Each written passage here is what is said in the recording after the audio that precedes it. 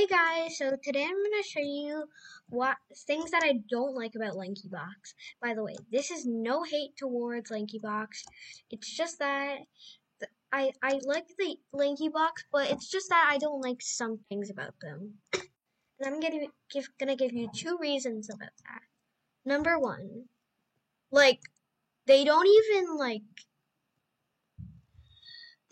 this makes me this one is like the angriest one for me. Like they don't talk about like anybody. All they like talk about is like themselves and how rich they are and adopt me.